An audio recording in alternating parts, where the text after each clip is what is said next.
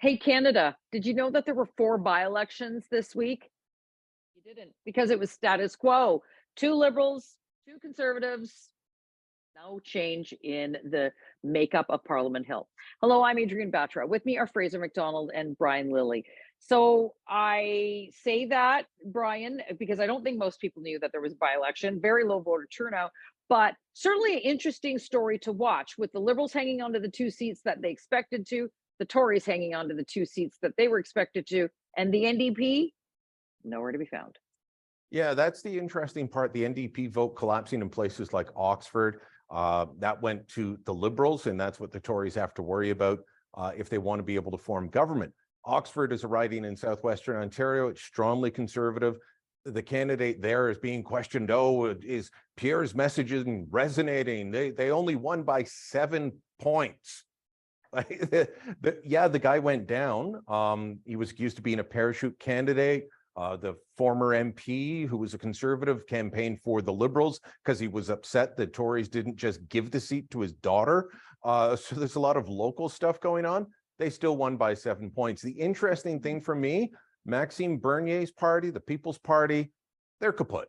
Like they got below 4% in 3 of those ridings, below 1% in one of them.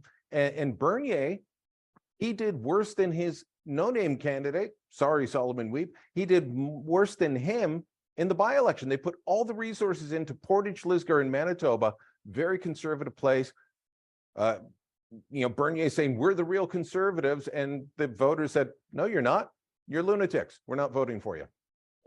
It does seem, Fraser, that Mr. Bernier has decided that he is just going to be the perennial losing candidate now with the People's Party. And let's be clear, in the last couple of federal elections, the People's Party could have been spoilers in certain ridings, where it was a split between conservative and liberal, where the Tories saw, a loss of support from 7, 8, 10,000 votes going to People's Party. I don't know if that's going to be the case in the next federal election, but let's pivot away from that and just sort of talk about the NDP for a moment.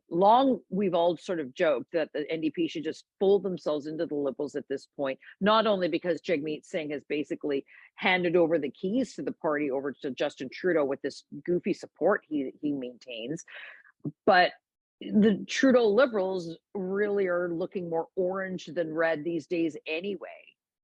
Well, from a pure political math perspective, that's always been an interesting proposition. I think if you talk to people who have a deeply held political philosophy on the left, I don't agree with them, but they have deeply held views, and the Liberals do not express those views very often. The Liberals are a brokerage party in the center who sort of morph themselves to which way the wind is blowing that week, and it's incredibly effective for holding power. The NDP, like the Conservatives, have core values and deeply held views, and I just don't see how they can actually mesh themselves together with a Liberal Party in its current form. So, it would be convenient for both of them on the current math to combine forces and not run candidates against each other. I just don't see it happening. It is a concern. I would say, people saying, oh, Poilievre underperformed his numbers compared to whatever election. I'm not buying any of that. I'm not reading into any of those types of things. If I was the Conservatives and looking for something to worry about, it is the weakness of the NDP vote, yes. Which means that voters are shifting over to the Liberals, and that's going to make it difficult for them to win some of those marginal seats in places like the 905. Well, it certainly spells an interesting time for our next federal election. Go to Facebook and Twitter, let us know what you think, and go to theTorontoSun.com. Hit that subscribe button. You're going to find stories and coverage like this that you will not find anywhere else.